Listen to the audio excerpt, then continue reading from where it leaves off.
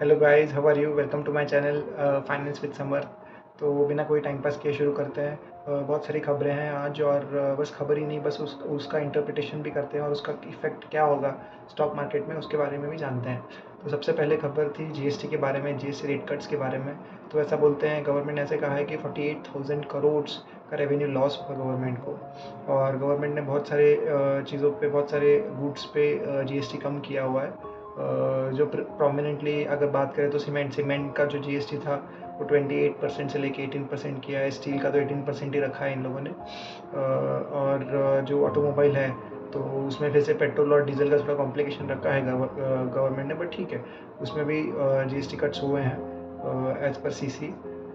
उसके बाद है बहुत सारे जो कंज्यूमर गुड्स हैं, जैसे साबुन, दैट इज सोप है, टूथब्रश, तेल, जो ऐसे बहुत सारी चीज़ें हैं, उसको भी 12% से 5% लाया है गवर्नमेंट ने।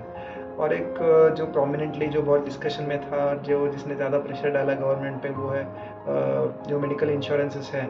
तो उस पर भी जीएसटी कट हुआ है, तो फ्रॉम 18% टू डायरेक्ट नील हुआ है, तो 0% हुआ है जीएसटी। सो बट क्या लगता है आपको, क्या सच में जो प्रीमियम्स होंगे वो 18% से कम हो जाएंगे? नहीं, ऐसा नहीं होगा बिल्कुल।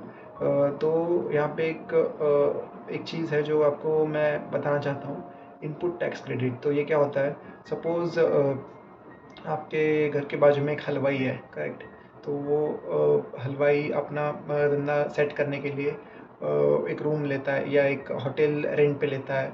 तो उसके बाद उसमें फर्नीचर लगाता है, उसके बाद जो भी चीज़ें हैं सारी, तो उस पर खर्चा करता है। तो वो खर्चा करते वक्त तो उसको जीएसटी भरना पड़ता है। तो वो हलवाई जलेबी भी बेचता है, तो जलेबी जब बेचता है तो उसका जो गुड्स होता है, रॉ मटेरियल, मैदा हो या जो भी हो, तो शक्कर हो, तो उस पर जीएसटी भरना पड़ता है उसको। तो उस पर जो उसने जीएसटी भरा, ये एक चीज़ है। और उसके बाद जब वो जीएसटी, जब वो जलेबी सेल करता है तो कस्टमर्स उसको उस जलेबी पे जीएसटी पे करते हैं। तो इस पे क्या होता है, जो उसने जीएसटी भरा, जो उसने जीएसटी पे किया, और जो उसने उसको उसके पास जो ये कस्टमर्स थे, उसने उन्होंने इस पे जीएसटी कलेक्ट किया जिनसे, तो उसका जो डिफरेंस है उसको इनपुट टैक्स क्रेडिट बोलते हैं। तो इससे क्या होता है, उसको फ़ायदा होता है उस चीज़ का, कि जीएसटी जो कलेक्शन हुआ है और जीएसटी इसने भरा, उस दोनों का डिफरेंस उतना बच जाता है। और जो बाकी का बचा हुआ है, दैट इज़ जो उसने जीएसटी कलेक्ट किया और जो उसने जीएसटी भरा, इन दोनों का डिफरेंस जो है उतना उसको फ़ायदा होगा, और जो बचा हुआ है उसको उतना ही भरना पड़ता है। तो इसको बोलते हैं इनपुट टैक्स क्रेडिट। तो input tax credit insurance company में क्या होता है, एक मेडिकल इंश्योरेंस में, सपोज़ मेडिकल इंश्योरेंस कंपनी ने कहीं कुछ रेंट लिया, जगह लीज पे ले ली, फर्नीचर का काम किया, रिनोवेशन किया, या जो भी है, तो इन सारे जो चीज़ हैं, ये सारे चीज़ों पे इनको टैक्स भरना पड़ता है, जीएसटी भरना पड़ता है। तो अभी तो जो ये सर्विसेज मेन जो इनका धंधा है, उस पर तो जीएसटी नील हो गया, तो अभी इनपुट टैक्स क्रेडिट कैसे लेंगे? तो वो एक पॉइंट है। तो इसलिए मुझे लगता है कि 18% से जो 0% हुआ है जीएसटी, तो उतना तो होगा नहीं। अराउंड 8 to 9 या 10% तक ही कम होगा जीएसटी। बाकी 7-8% कंपनी को प्राइसेस बढ़ानी पड़ेंगी। ठीक है, मतलब बढ़ानी नहीं पड़ेंगी, मतलब 10% से ही प्राइसेस कम हो जाएंगी। ये एक है। और एक इसके अलावा मेडिकल इंश्योरेंस की तो बात हमने कर ली, तो इसके अलावा और एक बात करते हैं कि आपको याद होगा 2019 में बहुत बड़ा रिफॉर्म आया था। तो अगर आप बात करेंगे, एक है कॉरपोरेट टैक्स जो गवर्नमेंट ने कट किया था इन 2019, आई गेस, यस। तो उसमें मैं नया नया था मार्केट में, तो मुझे जब, और वो वन ऑफ द पॉइंट है जिसने मेरे को ट्रिगर किया मार्केट में आने के लिए। तो उसमें गवर्नमेंट ने टैक्स डायरेक्ट घटाया फ्रॉम 35% टू 25%। तो डायरेक्ट 10% जो है वो मतलब डायरेक्ट प्रॉफिट में चला जाएगा कंपनी के। सो ये मार्केट को खबर के बारे में कुछ पता नहीं था और मार्केट एकदम से बूस्ट हो गया था। तो उस दिन शायद सेंसेक्स अराउंड 13% ऊपर था, स्टॉक्स लाइक बजाज फाइनेंस पर अप लाइक 20-25%। सो ऐसा जब होता है तो this is such a big rally, there was such a big rally कि उसकी वजह से एक मोमेंटम सेट हो गया 2019 से। तो और उसमें जो जीएसटी जो लॉस था, जो रेवेन्यू लॉस था गवर्नमेंट का, वो अराउंड 1 लाख से 1.5 लाख के आसपास, 1.4 या 1.5 लाख करोड़ के आसपास था। और उस टाइम अपनी जीडीपी थी अराउंड 2.5 ट्रिलियन डॉलर्स। तो अगर उसके हिसाब से आप देखेंगे तो गवर्नमेंट ने अराउंड 2.5 लाख, मतलब कितना हो गया, तो गवर्नमेंट ने अराउंड 3 to 4% जो अपनी जीडीपी थी उसका कंसेशन दिया था, गवर्नमेंट ने रेवेन्यू लॉस दिया था, to boost the consumption, to boost the production of the companies, to boost the, मतलब बैलेंस शीट स्ट्रॉन्ग की कंपनी को और ग्रोथ कंपनी ने गवर्नमेंट ने लाया सिस्टम में। बट अभी की अगर आप बात करेंगे तो जीएसटी जो लॉस है, जो रेवेन्यू लॉस है जीएसटी की वजह से, तो वो होगा, वो उन्होंने बताया अराउंड 48,000 करोड़। और जो अभी अपना जीडीपी है that is around 4 trillion dollar. ऐसे ही ये लोग तो बोलते हैं कि 4 ट्रिलियन डॉलर है। तो अगर आप देखोगे 4 ट्रिलियन डॉलर और 48,000, मतलब 1% के आसपास है बस। तो इतने बड़े इकोनॉमी के लिए 1% सफिशेंट है कंजम्पशन बूस्ट करने के लिए? थोड़ा मुश्किल है बताना, क्योंकि ये ज़्यादा और इसलिए आज अपने मार्केट में देखा कि मार्केट एकदम पहले ही शूट हो गया बहुत ज़्यादा। तो लोगों को लगा कि भाई अब तो शायद वो टाइप का, मतलब जो रैली हुई तो 2019 में वैसे कुछ होगा। बट वो जैसे ही उन्होंने सोचा तो ऑपरेटर ने यहाँ माल पूरा चेप दिया उनको, जो ऑपरेटर ने पहले से ही बाय करके रखा था।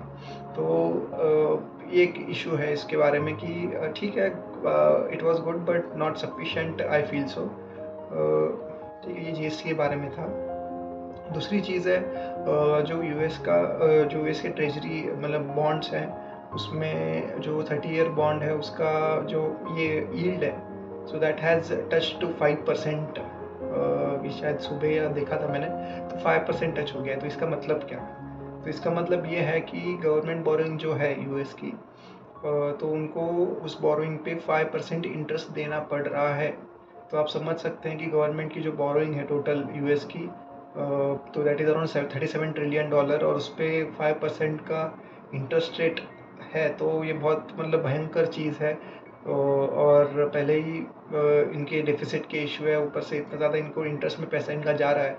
सो again it is very difficult to tell कि क्या होगा आगे। एंड और एक इनको ऐसा लग रहा है, जो यूएस के डोनाल्ड ट्रम्प साहब है, तो उनको ऐसा लग रहा है कि tariff can solve their issue. But tariff की वजह से जो इन्फ्लेशन है, इन्फ्लेशन नीचे जा ही नहीं रहा। इन्फ्लेशन उल्टा 2.9% कुछ, मतलब 0.1% से बढ़ गया है यूएस में। और that is very dangerous thing. और यूके में भी जो बॉन्ड यील्ड्स है दैट हैज़ टच्ड 5.7%। सो ये दो-धारी तलवार हो गया है। एक जगह इन्फ्लेशन कम नहीं हो रहा है और दूसरी जगह बॉन्ड यील्ड बढ़ रहा है। तो अगर फेड रेट कट करना भी चाहे तो कैसे करे, क्योंकि इन्फ्लेशन कम नहीं हो रहा है। और अगर फेड ने रेट कट नहीं किया तो इंटरेस्ट रेट जो ये भर रहे हैं तो उनको ज़्यादा इंटरेस्ट भरना पड़ रहा है, और जो नए लोन्स इनको लेने पड़ेंगे टू रन द गवर्नमेंट, क्योंकि ये गवर्नमेंट जो है ये डेफिसिट पे चल रही है, तो इनको बोरोइंग करना ही पड़ता है। तो वो हाई इंटरेस्ट रेट पे होगा। तो ये एक चीज़ है कि ये देखना पड़ेगा कि क्या होगा आगे, क्या मतलब सिचुएशन हो सकती है। तो डॉलर वीकनिंग अभी और हो सकता है। जो जो डॉलर वीकनिंग हुआ है, डॉलर कब वीक होता है? तो डॉलर वीक होता है जब उसकी सप्लाई सिस्टम में बढ़ जाती है। पहली चीज़, सप्लाई क्यों बढ़ रही है? क्योंकि लोग जो यूएस के बॉन्ड्स हैं वो डंप कर रहे हैं, और जब बॉन्ड्स डंप होते हैं तो प्राइसेस गिर जाती है बॉन्ड्स की, और जब प्राइसेस बॉन्ड्स की गिर जाती हैं तो जो यील्ड है उसका वो बढ़ जाता है। तो that is the whole cycle of this bonds and जो ये डॉलर है। तो ये एक चीज़ है, और इसकी वजह से जो ये लोग डंप कर रहे हैं उसकी वजह से क्या हो रहा है, डॉलर का जो वैल्यू है, डॉलर की जो वैल्यू है वो डिक्रीज़ हो रही है with respect to other currencies. और लोग शिफ्ट हो रहे हैं, जो कंट्रीज़ है जो ये डंप कर रहे हैं bonds, they are shifting to gold and bitcoin. इसलिए अपन ने जो रैली देखी गोल्ड और बिटकॉइन में, ये इसी की वजह से है। So that is the second point. और इसके अलावा अगर बात करना हो तो एक बहुत बढ़िया रैली हुई है ओला इलेक्ट्रिक की। जो ओला इलेक्ट्रिक बहुत मतलब धूम धड़ाके से इसका आईपीओ आया था, बहुत सारी गाड़ियाँ इन्होंने बेची थी इन्होंने, लेकिन फिर बाद में कंट्रोवर्सी हो गई। बहुत सारी क्वालिटीज़ के इशू थे, लेकिन फिर स्टॉक 39 रुपीज़ तक चला गया था और बहुत सस्ते जोन पे आया था। बट उसके बाद जो एक इंटरव्यू हो गया भावेश अग्रवाल ने, उन्होंने उनकी फैक्ट्री दिखाई, और सेल्स जो है उनके मैन्युफैक्चर शुरू होने लगे हैं, जो तो शायद फिर से स्टॉक अभी जो है अराउंड 50% से ऊपर बढ़ गया है। So it is around 65 levels के आसपास चल रहा है। So that is again a considerable rally, और इसका मतलब, और इसके शेयर्स बहुत थे मार्केट में, फ्री फ्लोट बहुत है। तो जो भी मतलब इतने बड़े कंपनी को इतने, जिसमें इतने ज़्यादा शेयर्स हैं, इसको हिलाने के लिए इंस्टीट्यूशनल इन्वेस्टर ही चाहिए। तो इट इज़ वेरी मीन्स मतलब यूजुअल है कि ये म्यूचुअल फंड्स ने ही बाय किया होगा। तो दैट इज़ वाई इतनी रैली हो गई है इस स्टॉक में। This is same, it is replicating A Zomato story. तो क्या पता आगे जाके ओला इलेक्ट्रिक बहुत अच्छा कर सकता है। So you can keep a watch on that, but बहुत रिस्की बेट होगा, क्वालिटीज़ के इशू बहुत सारे हैं। अभी इन्होंने बाइक भी लॉन्च की है, रोडस्टर। तो बहुत सारे एम्बिशंस हैं, बट अगेन जो क्वालिटी के इश्यूज़ हैं वो मीन्स सच में है, एंड अभी भी सॉल्व मतलब कुछ हद तक हुए हैं, बट अभी भी बहुत सारे इश्यूज़ हैं। तो that is about Ola electric. तो मैं लोगों को एक मतलब जो सारे इन्वेस्टर्स हैं, या जो भी यंग इन्वेस्टर्स हैं या यंग स्टूडेंट्स हैं, उनको अगर मुझे कुछ कहना हो तो मैं इतना ही कहूँगा कि यार कि start investing in mutual fund, start with index fund at least, so that एक आदत बन जाए आपकी। स्टार्ट में आदत बनना बहुत इंपॉर्टेंट है। जब मैं अराउंड 2021 का था, 2019 में, तो आई हैव स्टार्टेड 2019 में या 2021 का ही था, मैं कॉलेज में था, तब से ही मैंने एस शुरू की थी। और आपको दिखाऊंगा मैं कि मैंने 500 रुपीज़ से अपनी पहली एस शुरू की थी। और अभी जाके अगर मैं बताऊं आपको कि ठीक है, इसमें उस सीक्रेसी रखने की ज़रूरत नहीं है, तो 50,000 की एस है मेरी पर मंथ। मैं जॉब करता हूँ, 6 फिगर्स में सैलरी है अभी। सो या दैट इज़ व्हाट कि 50,000 एस जो है, it is very 50,000 S is considerable. आगे जाके धीरे धीरे ग्रो होगी, स्टेप अप होगा। तो आपको भी मैं कहता हूँ कि यार ठीक है, सब कुछ करना चाहिए, बट सेविंग भी करनी चाहिए, और बजटिंग होना चाहिए हर चीज़ का। आई एम नॉट टेलिंग कि डोंट एन्जॉय, बट सबकी बजटिंग होनी चाहिए। So that is one of the most important thing I want to tell. तो इसके बाद अगर आपको कुछ कहना हो तो एक हो गया ट्रम्प की बात तो हो गई। हाँ, चाइना ने यहाँ पे मिलिट्री परेड दिखाया, जिसमें उन्होंने बहुत अपना जोश दिखाया, जो अपनी मिलिट्री पावर दिखाई। तो मैं चाइना की अगर बात करूँ आपसे, तो चाइना और इंडिया लगभग एक लेवल पे थे, दोनों दोनों एक लेवल पे थे। बट फिर 2000 जैसे ही 1990s का टाइम शुरू हो गया, देन चाइना का भी टाइम शुरू हो गया। The fall of Japan led to the rise of China actually. तो जैसे चाइना से पूरा शिफ्ट, जापान से पूरा शिफ्ट चाइना पे हो गया। और अभी चाइना भी, और चाइना ने ऐसा खेला गेम कि भाई पहले से ही वो इंडिपेंडेंट, मतलब उन्होंने वो किया, उनके यहाँ ना गूगल है ना, मतलब उस यूएस पे बहुत कम डिपेंडेंट है, या कोई भी कंपनी में बहुत डिपेंडेंट है। They are more into themselves, खुद का कंजम्पशन खुद ही बनाते हैं, खुद का कंजम्पशन करते हैं। So that is why their economy has been so robust, and तो ग्रोथ तो बहुत रोबस्ट है इतने बड़े बेस पे। अगर वो 5% से ग्रोथ कर रहे हैं तो दैट इज़ रियली कमेंडेबल। और 2035 तक ऐसे बोलते हैं कि चाइना ऑब्वियसली यूएस को पीछे छोड़ देगा इन जीडीपी। एंड और ये भी रिपोर्ट है कि 2060 तक इंडिया भी शायद यूएस को पीछे छोड़ दे, और सेकंड कंट्री हो जाए after China with GDP of around $55 trillion, कुछ है ऐसे ऐसे रिपोर्ट आया था, ईवाई का आया था शायद। So but we don't know, 30-40 years is a long time to go, and we don't know कि क्या होगा, डायनामिक्स कैसे चेंज होगी दुनिया के। सो या यही सारी चीज़ें थी। तो मैं आपको ये भी कहना चाहता हूँ कि आपके जो भी क्वेश्चन है आप मतलब टाइप कर सकते हैं, बता सकते हैं, and we can have a healthy discussion about it. So आज के लिए इतना ही, और बाकी कुछ डिस्कशन बाकी कुछ होगा तो मैं आपको ज़रूर अपडेट करूँगा। चलो, thank you, take care, bye bye.